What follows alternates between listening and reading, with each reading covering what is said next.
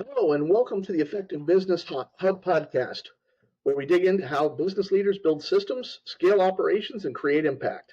Today's guest is Chris Wicks, founder of GlobalSign and Awning, a company that started in a small garage and grew into a full service design, fabrication, and installation firm serving major clients in Florida and everywhere. That's the Global Sign. So, Chris, it's great to have you on the show today. Yes, it's my pleasure. I'm flattered by the opportunity. Really excited to be here with you guys today. So, Chris, you built Global Sign up literally from nothing. So, what first pulled you into working with vinyl and signage, and what keeps you going after all these years? Well, I didn't really have anything going on for me at the time. I was referred to start doing signs, and so I jumped into it and actually fell in love with it. And the thing that really captured me behind it was the artistic side of it. Like, hey, we were able to make this art, and now someone's going to pay us to put it on their building. It's kind of like being famous without being famous. You can drive by and be like, hey, I did that and I was part of that. So that's where I got into it, building it really from nothing, using the internet at the library. But then what got its hooks into me and really ignited the passion was that artistic, creative side.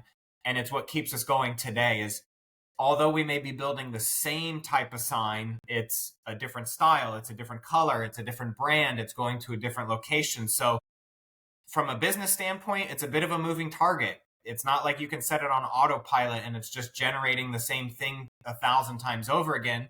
But from an entrepreneurial side or a daily operation side, it's always exciting. It's always new. It's always moving. It's always evolving. It prevents that dull, mundane that a lot of us get sucked into. So that's what keeps us going. There are things from when you were building it from nothing, when you were hitting some low points. So there's things that you still hold on to that you're like, okay, that wasn't a lot of fun, but here's some things that I'm proud that I've done and I still run my business today with these things in mind. Is there anything that really sticks out to you that you're like, yeah, I still hold on to that and I still do that because that was important to our survival? Absolutely. One of the biggest things that I did in the beginning was there was a lot of dark days. I mean, there was a lot of times where not only our team members, but our friends and our family thought we were out for the count. We were dead. I mean, we were broke. We owed vendors money and we couldn't get materials and we're struggling. And it's terrible. It's the point where most businesses give up. It's right there. And the thing that I just kept telling myself is nobody can stop me from showing up every day. Hey, they can stop me from getting material from this specific vendor. They can stop me from delivering this job on time. Hey, the job was delayed. They can stop us from all those things, but they can't stop me from showing up. And as long as I continue to show up, I'm moving the needle a little bit every day. And one of the biggest things that happened in that dark time that I carry with me today was that low forced a level of humility and transparency and overall honesty, not only with myself and my team, but also our customers. For example, going to our team and being like, hey guys, we're broke. It doesn't mean we're out of business, but we're broke. A lot of business owners don't have that transparency with their team. So the team is left in the dark and they can't understand the leadership's actions or intentions because they're not on the same page. They don't understand. They may think that everything is great and wonderful, although it's not. So one of those things that I took with me was that transparency between myself, the company, and our team. It exists still to this day. Hey guys, we're doing really well. Hey guys, we have to be very conservative. Things are tight right now. Things are difficult right now. Thank God it's never gone back to as bad as it was in the beginning. We've become more strategic. We've become more stable. But starting a business in those first few years is just, it's agonizing. It is truly agonizing. So what did I take with me? I took that transparency between leadership and my team, and I coach it and I train it to everybody in our organization to make sure if you want a result from your team or your division, you have to have total transparency so they understand the full part of the mission. And then when they understand that part of the mission, they're able to not only help deliver the mission, but they add benefit to the mission. They may come and say, hey, listen, I know we're under a time crunch, or I know we're trying to save money on this job. If we do this thing, we're going to save time, material, and overall money. Fantastic. And some of those best ideas in our organization have come from people, actually operators, people doing the actual work. They know better than management because they're the ones doing it. So we tell them, and when they come up with an idea, we absorb it, we take it on. We don't need to be the smartest guy in the room. So when you were growing, did you ever hit a point where you're like, okay, we got to stop and figure out this new process? We're getting busy enough now that we need to do something different than what we've been doing, or we need to implement a new process compared to what we've been doing? Was there a point where you're like, okay, we got to put on our big boy pants here and we got to step into a new process so that we actually keep this all together so we don't just get overrun? How did you respond to that, and what'd you use? Absolutely. So the process and the evolution of the process will never, ever stop. That's one message that I'd like to give to every business owner or team member who's listening to this. You get the process to a certain point, the market changed, the product changed, the customers change. If your process is static and it does not evolve year after year, I call that the beginning of the end.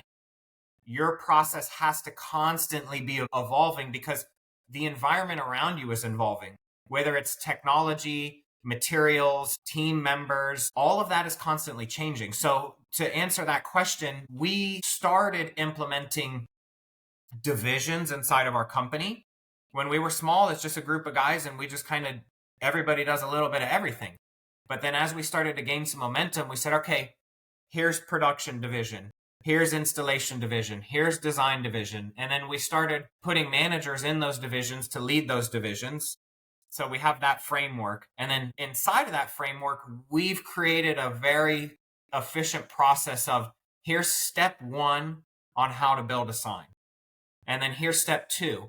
So by creating that process of those steps, that helped someone with less experience or knowledge understand how to build a sign. You may not know how to make a hamburger, but if you went to McDonald's and you followed the process, at the end of the day, you would be the hamburger master because you followed the process.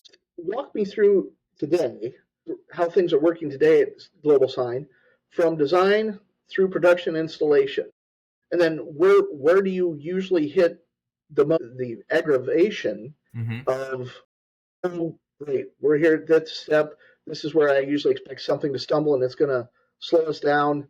And we build that in, but this is where we usually hit the stumbles. Yeah. So from beginning to end, like we would meet you and say, Tom, you need a sign for your business. We first run a code check with the municipality to see what that municipality is going to allow. And that's a part of the step that a lot of people are not aware of. So they may be like, you need a permit for a sign? I'm like, yeah. Not only do we need a permit for a sign, that municipality is going to take about 6 weeks to issue us a permit for the sign. And that's that deer in the headlights look where they're like, I'm opening in 6 weeks. I'm like, that's just what I got no power over that. So we run a code check, then we submit that regulation, the framework of what the municipality will allow to our design department. And our design team works directly with the client back and forth, creating a drawing that you like. Once the drawing is approved, we estimate the drawing and we go under contract. So now we say, okay, Tom, here's your drawing. Here's how much it costs. Here's how long it's going to take. Yes, let's make a deal. Then that job moves into the manufacturing process. Part of the manufacturing process is our design department creating all of these technical drawings and files that the machines use in the building. So it's not just like, hey, the pretty picture is done and now we send it to this magical Willy Wonka factory and it trickles down the line. It's actually far more technical and sophisticated than even I imagined in the beginning. So we make the files, then it goes to production. Regardless of how much time we spend on creating a set of shop drawings, there's something that's going to show up in production that was not thought of. Hey, when these two pieces of material meet, this happens.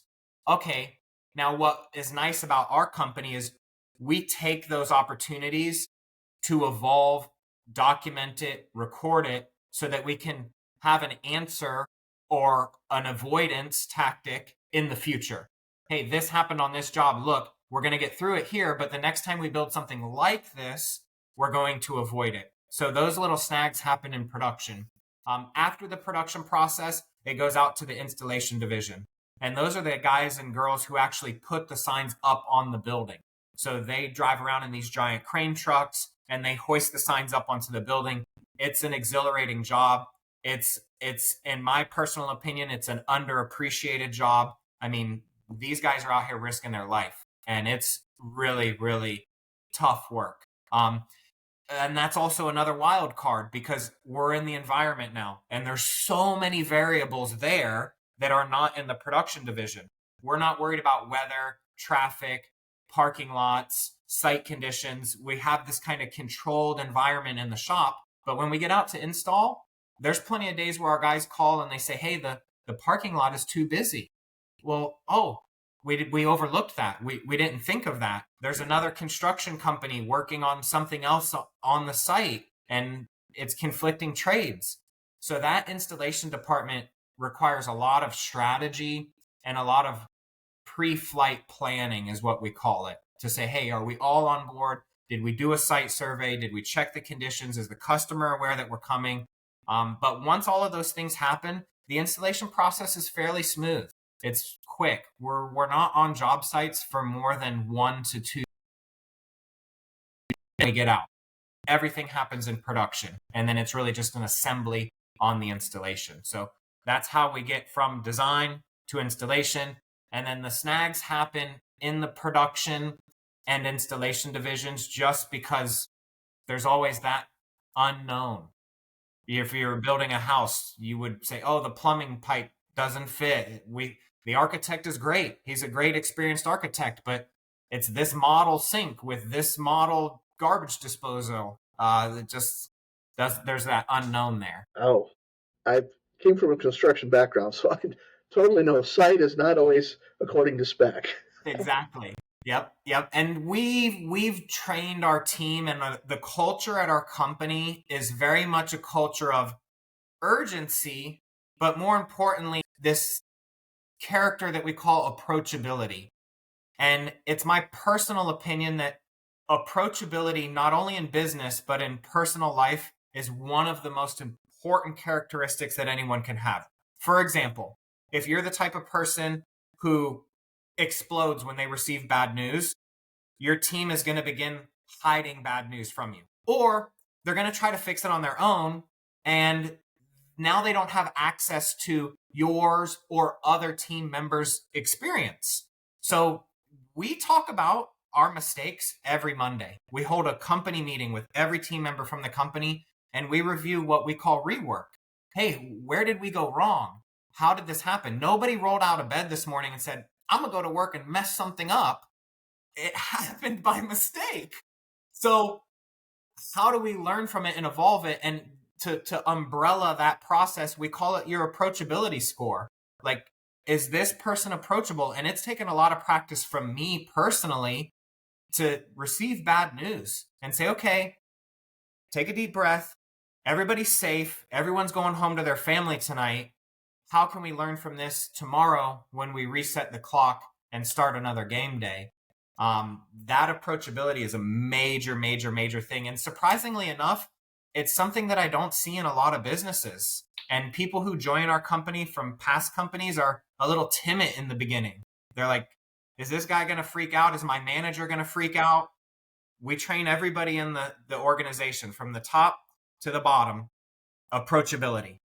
We got to be able to take bad news, come up with a solution, and continue to move on and move forward as a unit. So how do you keep track of profitability and job margins and efficiency? Do you have like custom software, custom processes, or is there some industry standard software you use? Or what kind of system do you have in place just to keep track of all these moving parts and hope at the end of the day you're making some money? Well, that's it. And with our business, it's extremely difficult to do. It can be a very, very lucrative business, but it can also be very, very dangerous because it's kind of that saying, risk versus reward. Like, hey, big risk, big reward. if I was making candles, for example, and I could figure out it takes me this much material to make a candle, but I make the same candle 1,000 times every day. It's very, very systematic and easy for me to measure my profit margin. As long as my material and my labor stays somewhere stable, I can predict my margin. With what we're doing, it's a custom product every time. And if we lose a day, that could be the profit margin. That could be it. It's out the window. So how do we do it? We've partnered up with a company called Shop Vox, VOX. We absolutely love their software. We're actually going to be working with them in the near future on some product upgrades inside of their software. And that helps us control all of our project management. There is a financial factor inside of their software. We don't use it to its full ability. We actually use QuickBooks. Now, the good news is QuickBooks Online and ShopVox have partnered up with each other. So they synchronize with each other and they actually kind of have the same look and feel, which is nice. But to keep track of all the moving pieces in production, ShopVox. It's got all of our notes, all of our images, all of our documentation, all of the production files, everything we need. It's a brilliant software. QuickBooks allows us to keep track of our profitability with their projects feature. So QuickBooks Online, if you upgrade, they give you a projects feature and it allows you to go in, convert the invoice over, and now it gives you a baseline budget to work from. Then you start adding in your expenses and you see that number start dwindling, but it helps to keep you up above that red line. And there's some jobs that they fall below that red line. So as a business owner, the one thing that I always try to stress to people is, hey, you're going to have some wins and you're going to have some losses. Just like an NFL team may lose on Sunday, it doesn't mean they're not going to show up next Sunday. And they're going to show up the next season and the next season and the next season. It's really, really, really about resilience and then learning from those mistakes. Hey, this job, although we thought we could be profitable on it, we thought it was going to be much faster, it really wasn't. So let's adjust it. So the next time we sell it to Tom, hey, Tom, I understand it was this much this time, but this time it's going to be 10% more expensive. You may be confused, but there comes that transparency again. I say, Tom, listen, I really lost a lot the last time I did that for you. It was my mistake. I underestimated it. I assumed how complex it was going to be. It was my fault and I apologize, but now it's going to be a little bit more expensive, but it's going to be the same quality, if not better. So you figured out your processes, you figured out your profitability. So every owner I talk to always has one admin task that they just hate. So what would be your thing that you're like, oh God, I know it's important, but man, I hate sitting down to do that. I know exactly what mine is, and mine might not be the same answer as everybody else's.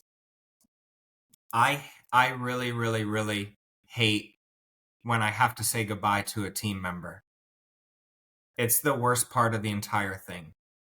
Being a business owner, unfortunately, you fall in love with your team. You fall in love with your team member. And if you're an overly optimistic person like myself, you really see the best in everybody. You may see more in them than they see in themselves. And there's times where you have to, in order to better the entire organization, you may have to say goodbye to somebody.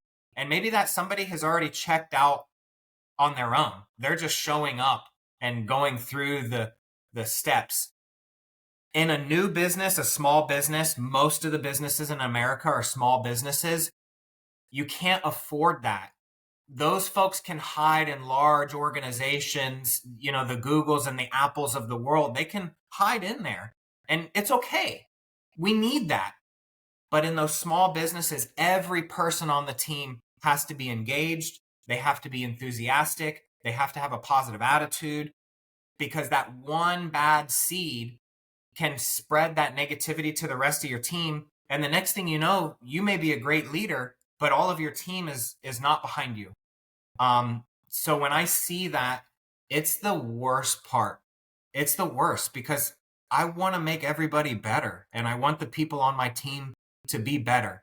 And I want them to look at me when they retire or when their days of working are gone or whatever the case may be. And I want them to say, hey, listen, by being at Global and working with Chris and the other people there, I became a better person. I don't take it as just a job because we are a small business. So that admin task where I have to sit down and say goodbye to somebody, it's the worst. It's the thing I hate the most. And I usually wait too long to do it. I pull the team members in and I go, hey, listen, I really, really care about you. Again, leading back to that transparency, I go, I need you to do this exact thing, this exact way. And if you do this way, I'm going to be a happy camper and you're going to continue to grow here in the company. A lot of leaders don't give their team specific targets to hit. They say, just do a good job. And the team member may think they're doing a good job. I get to a granular level with it to say, hey, do this thing this exact way. And as long as you do it that way, we're good to go. Then I let them back out into the company and we see a few weeks go by. And if they still haven't captured it, it's not an understanding thing, it's an engagement thing. And I can't risk our overall organization's success by carrying this one person who's not understanding. So that's the long answer of it, but it's the hardest part. It's the one thing that I would tell any business owner. There's going to come a day where you have to do it. And it's not because you were a bad leader or it was a bad company. Some people just aren't engaged. And if you don't do it, you end up hurting good team members. There's other people there who are really, really good. And they see you kind of giving this other guy or girl a lot of slack and a lot of exceptions. And their engagement's going to start to deplete. And then the next thing you know, it becomes really, really hard to reset after that. Absolutely. You gotta, sometimes you gotta fire quick. It's just the way it is. Yep. And so in looking at those things that you put in place, so where do you see any of your growth bottlenecks today? Is it hiring good people? Is it being able to, expand your quote team or your ability to deal with those municipalities? Where do you see your bottlenecks today? Yeah. The bottleneck in our industry in this specific moment is me. I am the bottleneck. And so by recognizing that bottleneck of being Christopher, what has really engaged me is to develop training processes for all divisions inside of our company. And more importantly, you can have a training manual, but if you don't have KPI, key performance indicators, that synchronize with the training manual, the training could be great. And we don't really know if they're using the training without the KPIs. So the last 3 years of my career, I've been so engaged in creating training and KPIs for every division inside of the company. Sales is not the problem. There's plenty of times where we feel like we have too much sales. We have more work than we can actually keep up with. What the problem is in a custom manufacturing business like ours is training someone to be able to do the job consistently. The people at our organization have been there for many, many years. They do a really, really great job. That is not from training. That's from experience. So how do we take someone who has 5 years, 10 years experience and hire a guy who has no experience and get him to the same level in 6 months? That's the challenge. That's the bottleneck. So my answer to that is asking for support from those people with 10 years experience, seeing what they're doing, seeing how they're doing it, creating a training process to duplicate it, and then creating KPIs to see if it's working. Hey, they've been doing it now for 6 months. Are they as good as the guy who's been doing it for 10 years? Yes. Fantastic. It's working. He's got no reworks. His projects never slip behind schedule. Everything he's doing is within budget. That answers the question that the 10-year experience was able to be compressed into 6 months. Now the bottleneck starts to be lifted. So I've been that bottleneck because I used to run around our building like an octopus, just trying to manage every division. And it got to the point where I really had to look at myself and say, Chris, you don't have to be good at everything. You have to be good at leading your team and, more importantly, trusting your team. Man, I lost a lot of good people. I lost a lot of good people because I didn't let them do their thing. I was in their way. And if I would have stepped out of their way, they'd still be with us today. It's my fault. It's my That's fault. the hardest thing is for an owner to go, I just got to get out of their way. Yep. Yep. It's scary. It's really, really scary to do because you're afraid that something is going to go wrong. The thing that I would tell myself, and I would share with any other business owner who watches this, what I would use to pacify that fear is I would say, hey, listen, we're not going to go out of business in one day. So you know what? If this guy or girl feels confident to spearhead this project, this problem, this opportunity, let them do it. Remind them that you're on the sideline to help out when needed, but they're not going to sink the business in one day. And who knows? Maybe they kill a great deal. Maybe they just blew it. It's okay. There's going to be more deals. There's going to be more deals that come. But the exercise allowed you as the owner to not have this death grip on your team. If you put a death grip on your team, that's it. You will always be the organization and it will never be able to operate without you. I made that mistake. I feel like if I had to start over again today, I've been doing this now for almost 18 years. If I had to start over again today, I feel that I could get back to this position within 5 years' time because that death grip and that trust and that confidence is now there. And I really rely on my team. And instead of giving instruction, I ask more questions. And then I let them be the star of the show. And a common theme as I've talked to owners is being able to get those high value people, put them in the positions, and then let them go. And compared to when you first started, of course, when you were broke, you had nothing. You're like, oh my God, I can't afford any issues. And then as you evolve to where you're like, okay, we're more stable, I've got to let people have some room. But boy, that is a hard transition. Absolutely. And the one thing that's really worked well for me is I just give them, I usually call it bumpers. So for example, if I'm letting this guy or girl lead this thing that I would usually do, I give them bumpers. So I may say, hey, listen, don't spend more than blank, or let's have it done by blank time, or don't use more than this many people in the shop to get this job done. I'm setting up those guidelines so that they're in charge as long as we don't cross over this line and step out of bounds. Because if you don't set those bumpers, the next thing you know, you look up and 100% of the company is working on this one thing. And you're like, where's everybody at? Oh, they're over here doing this thing. Oh my gosh, we're never going to make money on that. We've just spent all of our labor on it. Right. And then the other 3 projects are now slipping behind schedule. So pacifying myself and kind of maturing into that, reminding yourself, we're not going to go out of business in one day, number one. Number 2, setting framework, setting bumpers. Let's have it done by this day. Can you have it done by this day? Don't spend more than X amount of dollars on these materials.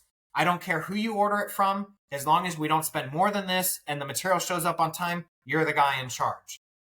That has really, really worked well with loosening that grip as a leader.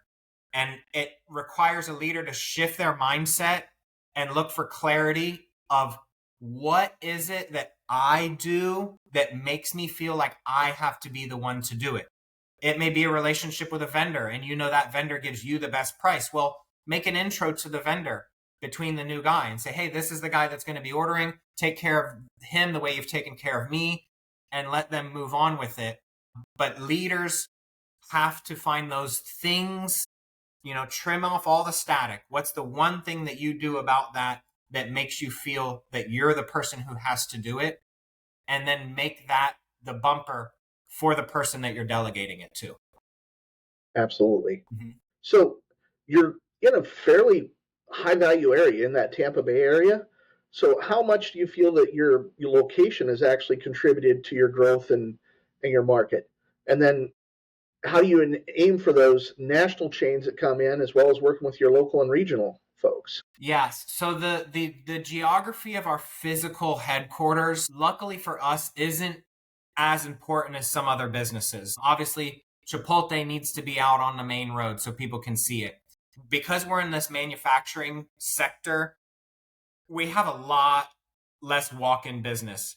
We actually ask everybody to make an appointment to visit our facility because we treat it very, very privately. Now, being in the Tampa Bay area has been a real blessing for us as a company. The growth that we've seen in Tampa Bay and the surrounding areas, so Pinellas, Pasco, Hillsborough counties, has been tremendous. And that has really, really helped us make a lot of great connections with a lot of great people who are reshaping the area that we're in. So to kind of recap specifically where our building is not important to us as a business as it may be to others, but being in the Tampa Bay area is fantastic. Now, working with those national brands are moving into Florida because there's so much activity going on versus us moving out of Florida to chase the national brands. They're kind of making their way down here. We're seeing a lot of new companies in the Tampa Bay market between coffee shops, car washes, retail customers. A lot of people want to be part of this Tampa Bay growth. And this may be a scary thing to say, and I hope it doesn't rub anybody the wrong way, but I believe that we're the next California, not necessarily from a political standpoint or a social standpoint, but from an economic standpoint. Like, hey, property values are going to go up, population is going to increase, density is going to increase. We have a very beautiful environment like California does, but I believe that the Tampa Bay market and the surrounding areas is the next California. And I just hope that we can keep the things that make Florida great in place so that it continues to attract other people. I'm all for it. Bring it in. So as you look at that signage market over the last 5 years, what has been, in your mind, some of the biggest changes that you guys have had to adapt to? I mean, we've got technology changes, you've got all the digital signage implementation. So what has really stuck out that you're like, oh man, this is huge from 5 years before to now? It's like, oh yeah, we've completely let go of this, but now we're working with this. And here's the next thing that we're seeing. What do you see as you're going forward? Yep. The biggest thing, and this may be a surprising answer, the biggest thing, in my personal opinion, that has changed inside of our industry is the permitting process.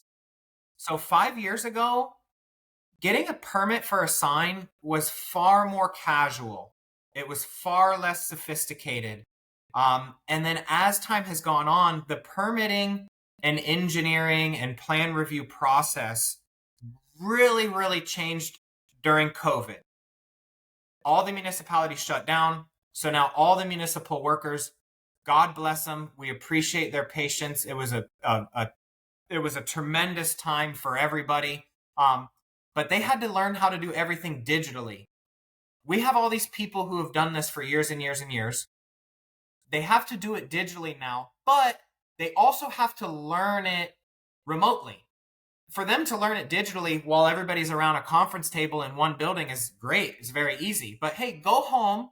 We're going to change everything you know about your job, and we want you to learn it a new way. So during COVID, the permitting process slowed down dramatically. It was very, very challenging. And for a business like ours, it begins to mess with our cash flow because if we can't get a permit in time, we can't build it as quickly, and the cash flow starts to stretch out. So in the last 5 years, the biggest thing that I've seen change is that permitting is far more detailed now. It's far more specific. The building departments, the plan review teams are becoming more educated on what's involved with a sign, but also they're far more observant.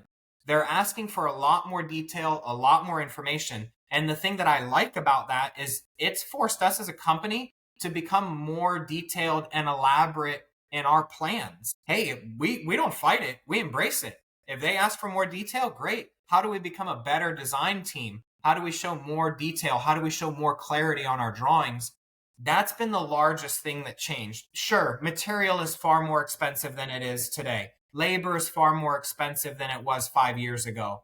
All of those things, that's a given. And any business can answer that the same way. For signage specifically, the biggest thing that I've seen change in 5 years' time is the permitting process. It is a lot more rigorous now than it used to be 5 years ago. There was a point you didn't need a permit for a sign. Years ago, they didn't even require permits for signs. Then they did, and then they became savvy, and now it's becoming more and more involved. And it's something that I'm very passionate about, working with the municipalities to make that process smooth. So in their evolution of their permitting, are they getting much more organized? I know even in my area, boy, when they mess with permitting processes, it is chaos for a while until they settle into a something that's predictable. And even then, I would bet there's some people that would say it's still not predictable. Right, right. So my personal experience, what I've seen in the past year, the municipalities are starting to settle in. Now, here's another thing that I'm noticing municipalities doing, and this is for any of my municipal workers that may review this podcast, is I understand they also feel the financial strain that a small business feels. And this is something that a lot of people overlook. The municipality is just as much of a business as the local restaurant is. And their job as a municipality is to better the city that we're in. So the one thing that I see them doing is getting creative with their plan review fees. Plan review fees have changed. In many cases, there's more of them. I'm not upset by it because I understand what's going on behind the scenes. Hey, as a municipality, we got to figure out how to make a little bit more money to make sure that we can give raises. We can still have a great retirement plan. We can still have health insurance. We can still have all these luxuries because of all the jobs in the city. It's important that that's an attractive job so that you can recruit top talent, because those are the folks that are really shaping the future of the city that we're going to turn over to our kids and our kids' kids. And the last thing you want is someone who's not really engaged in their job to be making those decisions. And then you may end up with a city that's not attractive, and then property values get hurt. It would take time. It takes years for it to happen, but I see it. So those municipalities are settling in. The permitting process is becoming much smoother. The permitting fees are becoming higher. I understand why, but they've got it dialed in pretty well now. So as you've grown and you went from the smaller guy to the medium guy, and you're competing against some of the really big sign guys, what do you think gives you guys your competitive edge, and where do you invest to stay lean but really effective and being able to go get it? The biggest thing that I focus on with our team is customer experience, and to zoom in on that a little bit more, client communication. One thing that we've been praised about over the years is our client communication. We're communicating quickly, we're communicating often. We have made mistakes and we haven't communicated. We missed an email, we missed a phone call to a customer, and our customers are the first ones to tell us about it. They go, Chris or whomever, man, you guys always communicated so well with me. What happened? You missed this thing. You didn't tell me you were coming. We've made mistakes, just like any business. But our competitive edge, I believe, is that communication. I want our customers to say, Chris, stop emailing so often. You're communicating too much. Great. Because the other guy, he won't answer the phone. He doesn't respond to emails. You feel like you got to drive to his office to get an answer out of him, versus us, where it's like, hey man, you're sending me information overload here. Listen, just tell me when the sign's going to be done. I think that communication is key, especially in a market where that's going to become more of a rare feature, because we're relying a lot on technology, and we do the same. Hey, there's an automatic update that's sent out every week. That's happening automatically. But majority of our communication is from a real person. It's from a real person, a real email being sent out. And I feel like within the next 2 to 3 years, the consumer is going to be able to identify the difference between, hey, was this an AI robot that sent out this communication, or was this an actual person behind the keyboard who sent out this communication? I believe communication is key. Customer service is obviously the number one thing. People aren't always buying a product based on the product. They're buying the product on the customer service. You could buy a Rolls Royce or you could buy a Toyota, but if you go to the Rolls Royce factory, they're going to treat you like royalty. And if you go to Toyota, they're going to treat you well too, but it's not going to be the same experience. And that's the difference. So speaking of AI, are you guys looking to implement or utilize that in your business? Absolutely. 1,000%. I believe that AI is the how do we go back to say this? Remember when the internet came out and a lot of people didn't embrace it. They're like, oh, the internet, we're not going to use it. We don't want it. I think that AI is the new internet in that scenario. Like, you're not going to change it. Whether you like it or you don't like it, there's no way you're going to stop the train. It's happening. So the best thing that you can do for your business and your team is embrace it and learn how to use it efficiently. It's not a search engine. Start to think of it as an assistant and have it do the tasks that you don't want to do so that you can free yourself up for the critical thinking. You can free yourself up for really engaging in the trenches with your team. Let it handle the mundane tasks. We're 1,000% in on it. I think it's brilliant. I've experimented with it. It's becoming more advanced so that we can embrace it even deeper, but it's incredible. I mean, what it can do and how fast it can do it, it can be intimidating to a lot of people because they feel threatened by it. And I understand that. And it's something that I talk openly with my team about is, listen, I'm not going to let AI take your job. Christopher at GlobalSign and Awning, I'm not going to let that happen. Number one. Number two, I want you to use AI as a tool in your toolbox. So you have job security. I like you. I like people. But if you can use this AI, you could become a more effective, efficient version of yourself. Let's use it. You didn't want to switch from a fax machine. You still wanted to fax stuff. And now good luck finding a fax machine. It's the same cycle. And it happens in our society and in the business world over and over and over again. And it's going to continue to happen. So kind of bleeding back to our early topic about evolution of the process, this is a great example. AI is in the picture now. So how do we evolve our process to include AI so that something that used to take 1 week now takes 1 day? Because I can promise you that someone else is going to do it and the consumer is going to see the difference, and it may make you a better company because you have more time to engage with the client, and it may make you faster, more efficient. It may make you more profitable, giving you more resources to invest and grow the company. So which positions at your company right now do you have the hardest time filling? Well, I mean, what are those key positions that you're like, okay, I just need good people here, and boy, it's hard to find them? The most difficult division to staff at our company, and I believe that most sign guys would agree with this, is the installation department. And in my opinion, it boils down to one thing. It's the one division in the company where they're kind of out there on their own. Not only are they out there on their own, they're out there in an environment with a tremendous amount of variables, nobody to watch over them, and it also happens to be the most dangerous position in the company. So it's like you got to find people who you can trust, who have problem-solving skills, because I can assure you when you show up on game day, there's going to be something that wasn't thought of. So you got to be a problem solver. You got to have a good attitude. You got to be approachable. You got to be presentable. And you got to be willing to go 100 feet in the air and hang a sign. So let's find that guy who can talk to the customer and hang the sign and solve a problem and make it look good.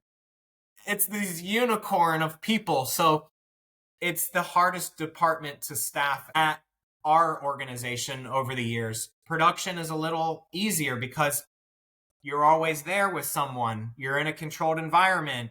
If they're not as polite as someone else, that's okay because they're in the shop. They're not interacting with the client directly. They may say something offensive to a customer, and the next thing you know, you got an email. Your guy's smoking a cigarette in front of my shop. It's like, oh, all of these things happen as a business owner. So To answer that one, it's definitely the installation team. And it's the team that we always are fair and uniform as a company, but it's definitely something that we make sure everybody in the organization knows. And we give a lot of praise to our installation guys publicly at Global to make sure that everybody appreciates them, because it's a tough job. As you look maybe 3 years ahead, where do you guys see you evolving, and what division really is where you're going to see the most innovation? And then what's your next level? What's your metric that says, hey, I've hit this kind of like this next gear? Is it a financial? Is it a performance as far as the number of things that I'm kicking out the door? What's your next metric? Yep. So the division that I think is going to see the most evolution, the most dramatic change, is obviously our graphic design department with embracing AI. Then the second division that I think is going to see the most change in the next few years is the production division with the implementation of cobots. So I'm very, very fascinated. I believe it's the future, not replacing our team with robots, but giving them another tool, a cobot.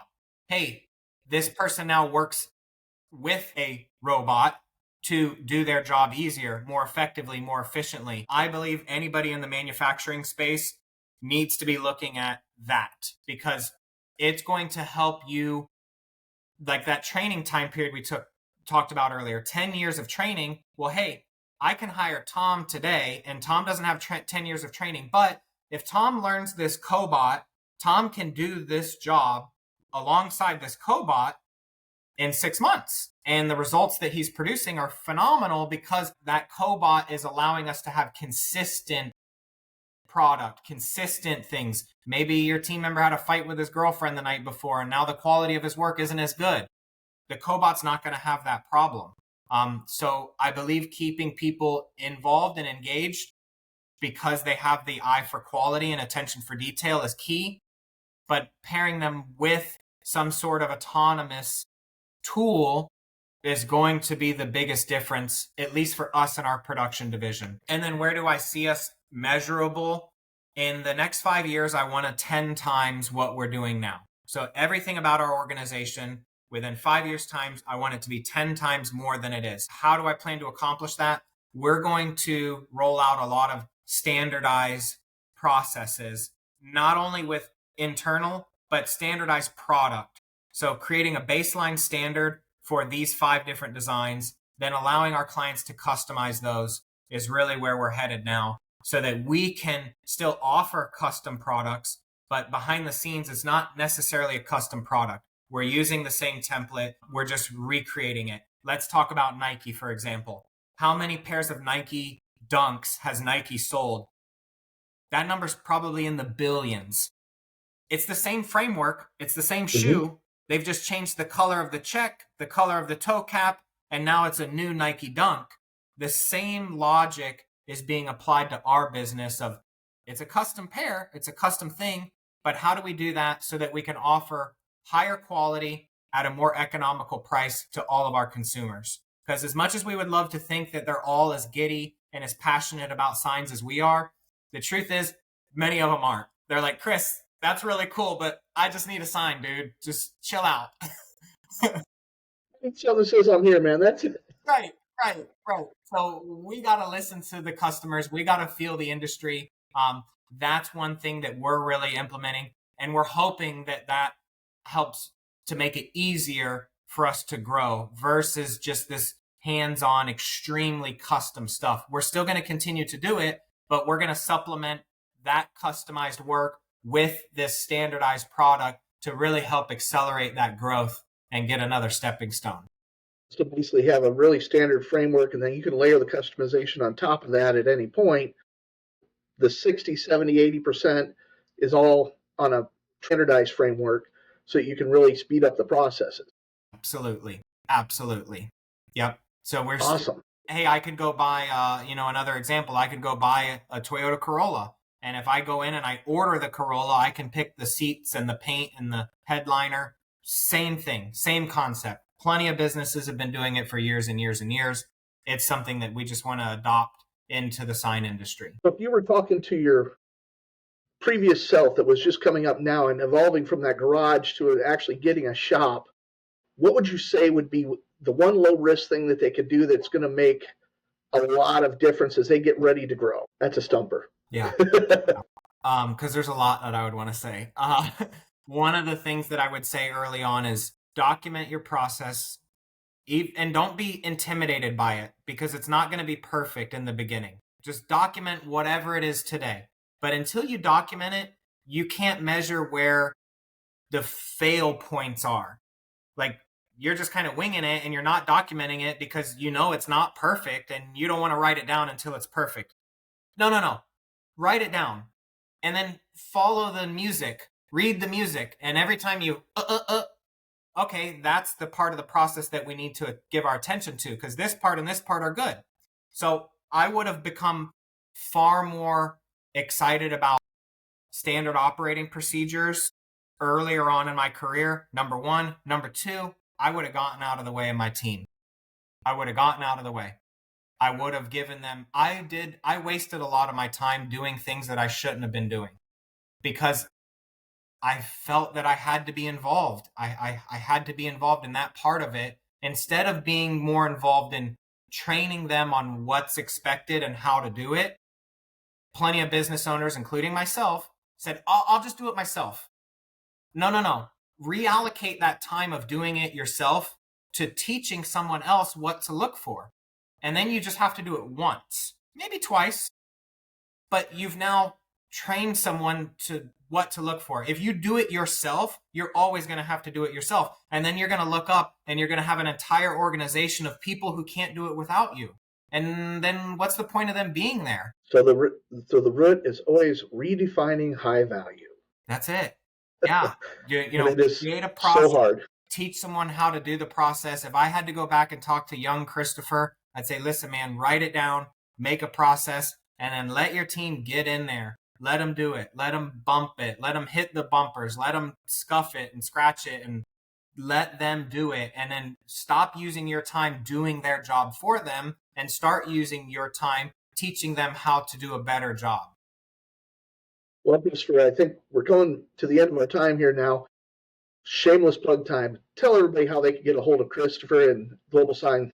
Absolutely. So you can find us at www.globalsigncompany.com.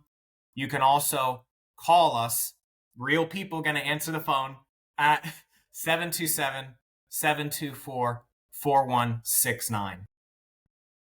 Chris, thank you so much for joining us today. Sharing your journey from a small garage startup to a full-service sign company. It's been inspiring. It's packed with operational wisdom. And for everyone listening, once again, go to globalsigncompany.com, check out the work, or connect with Chris there, or give him a call. I'm Tom Dimmer, and this has been the Effective Business Hub podcast. Until next time, keep building smart, stay effective, and scale with purpose.